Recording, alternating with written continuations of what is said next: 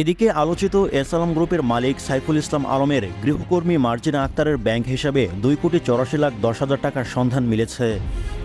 এর মধ্যে ইসলামী ব্যাংকে 4,55,000 টাকা করে মোট 22টি ফিক্সড ডিপোজিট রয়েছে, যার মোট অর্থের পরিমাণ 1,10,00,000 টাকা।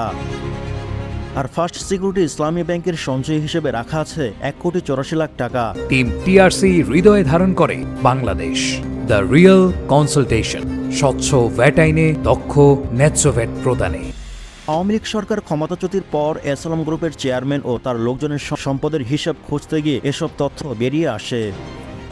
আর্থিক খাত নিয়ে কাজ করে এমন এক সরকারি সংস্থার প্রতিবেদন থেকে পাওয়া গেছে মার্জিনার অর্থের হিসাবের তথ্য।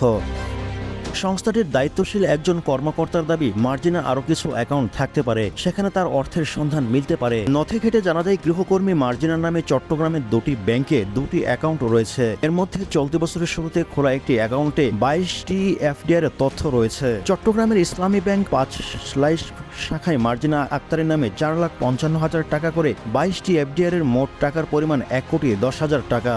এছাড়া মার্জিনা আক্তারের নামে চট্টগ্রাম প্রবর্তক মোড় ফার্স্ট সিকিউরিটি ইসলামী ব্যাংকের একটি শাখায় সঞ্চয়ী হিসাব রয়েছে। এই হিসাবে তার রয়েছে 1,84,00,000 টাকা। সব মিলিয়ে এই গৃহকর্মী 2টি ব্যাংকে মোট 2,84,10,000 টাকা জমা রয়েছে। 2টি অ্যাকাউন্টে এত পরিমাণ অর্থ জমা থাকার বিষয়টি অস্বাভাবিক বলছে সরকারের সংশ্লিষ্ট সংস্থা। এসব বিষয়ে কথা বলতে মার্জিনা আক্তারের ব্যাংক হিসাবে দেওয়া মোবাইল নম্বরে কল করে তা বন্ধ পাওয়া যায়। তবে তার স্বামী সাদ্দাম হোসেন বলেন, এস আলমের মালিকানাধীন একটি আর্থিক প্রতিষ্ঠানে মার্জিনা অফিস সহকারী হিসেবে কাজ করতেন। তার নামে 2টি ব্যাংকে থাকা টাকা ইসলামী ব্যাংকে জাকাত ফান্ডেও তার সঞ্চয় করা অর্থ।